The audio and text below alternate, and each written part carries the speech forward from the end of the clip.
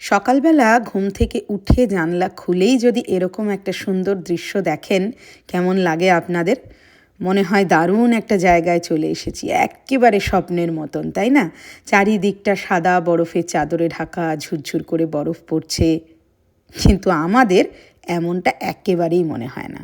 আমাদের মনে হয়, ওরে বাবা, আজ আবার স্নোফল মানেই আমাদের জীবনযাত্রাটা হয়ে যায় অনেক বেশি কঠিন। যেমন ঘুম থেকে উঠেই ইমেল পেলাম যে আজকে ছেলের স্কুলের বাস ক্যান্সেল। তার মানে তার বাবাকে নিয়ে এই স্নোয়ের মধ্যে গাড়িতে ড্রাইভ করে পৌঁছে দিতে হবে তাকে স্কুল।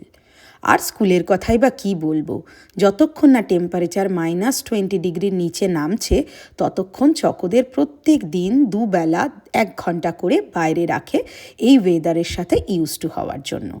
যদিও সেটা যে খুব খারাপ তাও বলবো না, কারণ আগেরবার চকো যখন ডে কেয়ারে গেছিল প্রথমবারের জন্য এবং 1 ঘন্টা করে বাইরে থাকতো, তাতেও প্রচণ্ড সর্দি কাশিতে ভুগেছিল।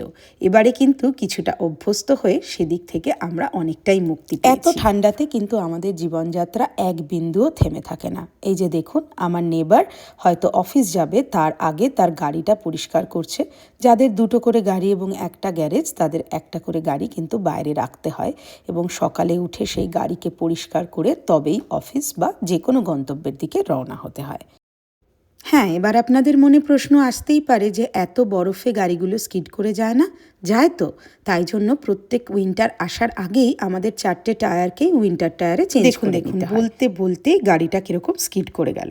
এত স্নোফলের মধ্যে আপনি রাস্তায় কিন্তু গাড়ির কোনো অভাব দেখবেন না, কারণ আমাদের জীবনযাত্রা কিন্তু এই সময় একেবারেই থেমে থাকে না। এই যে দেখুন না, আজ আমাদের গার্বেজ কালেকশনের দিন। গার্বেজ ট্রাক কিন্তু তার ঠিক সময় মতন পৌঁছে গেছে সবার বাড়িতে। স্নো পড়লে ঠান্ডাটা ইউজুয়ালি কম থাকে। যেমন আমি জাস্ট একটা সোয়েটারে আছি এখন, আমার কিন্তু অতটা কষ্ট হচ্ছে না। বাপরে, আমার মোজাটা কি হচ্ছে দেখো, পুরো জুতো মোজাতে আমি বরফ ঢুকে যাচ্ছে। এই আমাদের বারান্দা পুরো স্নোতে ঢাকা, আর এই যে কয়েক মুহূর্তের মধ্যে আমার কি অবস্থা হলো। অর্ণব ইতিমধ্যে চকোকে ড্রপ করে বাড়িতে চলে এসেছে আর এসেই লেগে পড়েছে ড্রাইভওয়ে আর পাথওয়ে ক্লিন করতে। ড্রাইভওয়েটা আমাদের নিজেদের গাড়ি বার করা ঢোকানোর অসুবিধার জন্য ক্লিন করতে হয়, আর পাথওয়েটা ক্লিন করতে হয় কারণ কেউ যদি পা হড়কে পড়ে যায় তাহলে আমার কিন্তু বড় টাকার জরিমানা হতে পারে। এবার আপনার মনে প্রশ্ন আসছে যে বাচ্চারা যে বাইরে এতক্ষণ খেলে তাদের ঠান্ডা লেগে যায় না?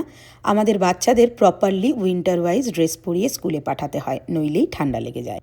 উইন্টারে আমরা কী ধরনের জামাকাপড় পরি সেটা নিয়ে না হয় আরেকদিন আরেকটা ভিডিও বানাবো। আর ঘরের ভেতর না, সে তো সবসময় হিটার চলে, তাই আমাদের একটুও ঠান্ডা অনুভব হয় না।